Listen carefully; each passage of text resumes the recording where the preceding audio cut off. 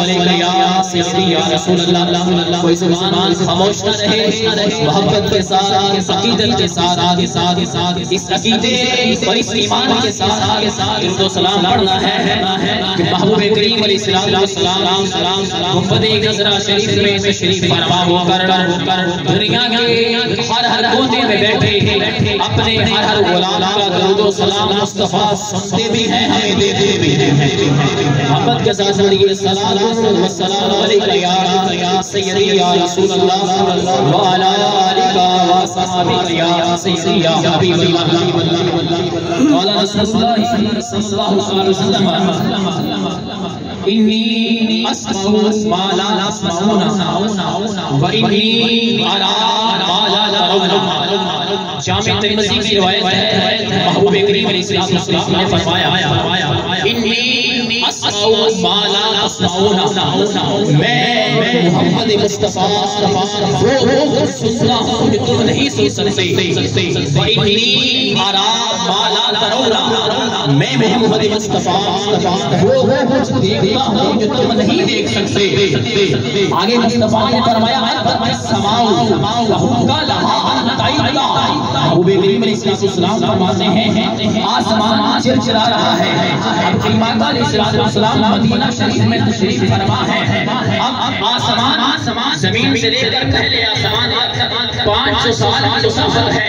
کلمات علیہ السلام مدینہ شریف میں بیٹھ کر خبر کرتے رہے ہیں کہ آسمان چرچرا رہا ہے۔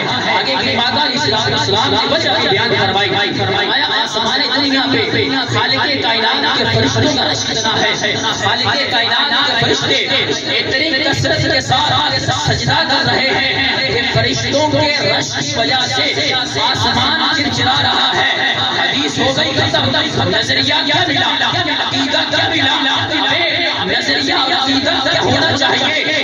جو محمد مصطفیٰ مدینے میں بیٹھ کے آسمان کے چرچرانے کی آواز سن بھی سکتے ہیں، کہ مصطفیٰ مدینے میں بیٹھ کے دیکھ بھی سکتے ہیں، وہی محمد مصطفیٰ مدینے میں بیٹھ کے جہاں بیٹھے ہوئے اپنے ہر غلام کا درود و سلام سن بھی سکتے ہیں، ہمیں دیکھ بھی سکتے ہیں۔ میں نے غریبانہ جملے نہیں بولے تھے، الحمدللہ عقیدہ اہل سنت کا میں ادنا سا خادم ہوں۔ ہم نے اساتذہ سے 10 سال لگا کے بیٹھ کے ساتھ میں تلفظ طے کیا ہے، سبق پڑھ رکھا ہے، ہم نے اساتذہ سے عقیدہ اہل سنت پڑھا ہے۔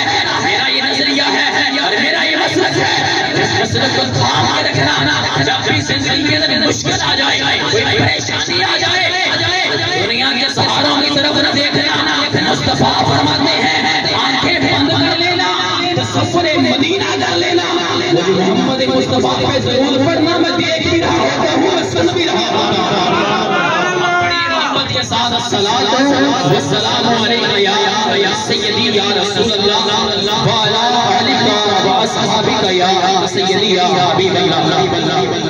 ہوں خاک مگر عالم انوار سے نسبت ہے، میں کچھ بھی نہیں لیکن سرکار سے نسبت ہے، اور گھر والوں کے نوکر ہیں، گھر والوں سے الفت ہے، سب آل نبی آپ کے ہر یار سے نسبت ہے۔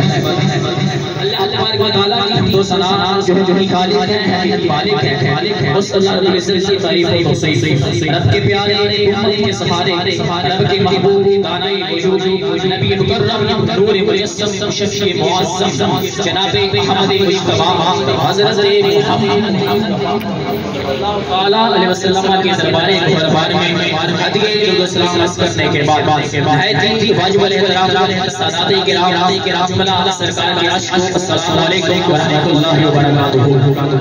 طالب علم حاضری میں نے ذکر کرنے لگا کہ آج کتنے بجے کا ٹائم دیا ہوا تھا، کیا ہوا، بہرحال میں بطور پیغام چند گزارشات آپ خوش گزار مجھے وقت دیا، کوشش کروں گا اس کے اندر بات مکمل ہو جائے، ایک دو منٹ آگے پیچھے ہو جائے، میں پیش معرض خواہش۔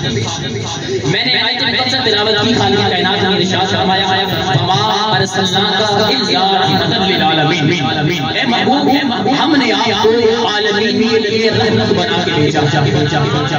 عالمین جمع ہے عالم کی، اور عالم کہتے ہیں دنیا کو جہان کو جمع بن جائے گی تو جہانوں کے لیے رحمت بنا کے بھیجا ہے. اب عربی قاعدہ ہے عالمین خود جمع ہے اور اس عالمین میں الف لام استغراق کا داخل ہے. الف لام استغراق کا جس اسم سے آ جائے پھر اس کا مطلب ہوتا ہے خود جہان سارے کے سارے جہان وہ پوری کی پوری جس کو وہ چیز پھر شامل ہو جاتی ہے. گویا خالق کائنات فرما رہا ہے اے محبوب ہم نے آپ کو تمام جہانوں کے لیے رحمت بنا کے بھیجا ہے. تقسیم بڑی مزے کی ہے. اب کلام پاک اٹھا کے دیکھیے جہاں جہاں خالق کائنات نے اپنا سر فرمایا ہے نا وہاں رب العالمین بھی اسی کا استعمال فرمایا ہے. عالمین وہاں بھی ذکر فرمایا ہے. جب محبوب کی رحمت کی باری آئی وہاں بھی العالمین ذکر فرمایا ہے. اب عالمین ہو گئی جمع. یہ بھی پتہ چل گیا الف لام استغراق کا ہے. اس سے مراد خود جہان ہے.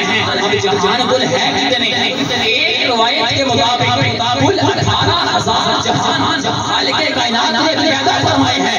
اب دیکھیے یہ دونوں آیات مقدسہ کو چھوڑیے اور 18,000 عالمین والی روایت کو سامنے رکھیے تو پیغام اور نظریہ یہ سامنے آئے گا. خالق کائنات بیان فرما رہا ہے اے محبوب جس طرح 18,000 عالمین کے لیے میں رب العالمین رب ہوں انہیں 18,000 عالمین کے لیے ہم نے آپ کو رحمت بنا کے بھیجا ہوا ہے. بات چینج کر لیتے ہیں بات سمجھ آ جائے گی. خالق کائنات فرما رہا ہے اے محبوب جس طرح 18,000 عالمین کا ذرہ ذرہ مجھ رب العالمین کی ربوبیت کا محتاج ہے اسی طرح 18,000 عالمین کا ذرہ ذرہ ہم نے آپ کی رحمت کا محتاج بنا لیا. جس طرح 18,000 عالمین کا ایک ذرہ بھی خالق کائنات کی ربوبیت کے بغیر نہیں چل سکتا اسی طرح 18,000 عالمین میں سے ایک ذرہ بھی محبوب کی رحمت کے بغیر نہیں چل سکتا. 18,000 عالمین ہو گئے لیکن 18,000 عالمین میں سے مشہور عالم ہے میں بلانے کا عادی کوئی نہیں نہ بس معاملہ کہلوانے کا عادی ہوں لیکن بات سمجھ آئے تو میرے ساتھ بولنا ہے. 18,000 عالمین والی روایت ایک سائڈ پہ رکھتے مشہور عالم کتنے ہیں؟ 4. پہلا عالم ارواح ساتھ ساتھ تعریف کر دیتا ہوں وہ عالم ارواح اس دنیا میں آنے سے پہلے جہاں میری روح جہاں آپ کی روح جہاں ہر انسان کی روح موجود ہوتی ہے. کائنات کلیہ یہ ہے خالق کائنات نے روح ساری تخلیق فرما دی ہے. اب جس وقت کسی بندے کا دنیا میں آنے کا وقت ہو جاتا ہے پھر اس روح کو جسم کے اندر ڈالا جاتا ہے انسان کو دنیا میں بھیج دیا جاتا ہے. تو دنیا میں آنے سے پہلے ہم جس عالم میں تھے اسے کہا جاتا ہے عالم ارواح. جس جہان میں ہم رہے ہیں یہ ہے عالم دنیا اسے عالم فنا بھی کہا جاتا ہے. روح اور جسم کا تعلق ختم ہو جائے گا اس وقت انسان کو قبر کے اندر اتار دیا جاتا ہے عالم محشر سے پہلے اور اس عالم دنیا کے بعد جو قبر والا جہان ہے اسے کہا جاتا ہے عالم برزخ. اور عالم برزخ کا جب وقت ختم ہو جائے گا جب حشر برپا ہو جائے گا جب قیامت آ جائے گی پھر دنیا میں جو جہان شروع ہوگا اسے کہا جاتا ہے عالم محشر. اب یہ ہو گئے 4 مشہور عالم. پیچھے خالق کائنات نے کیا فرمایا ہم نے عالمین کے لیے رحمت بنا کے بھیجا. جب ان 4 مشہور عالموں کو دیکھا جائے گا تو بات یہ سامنے آئے گی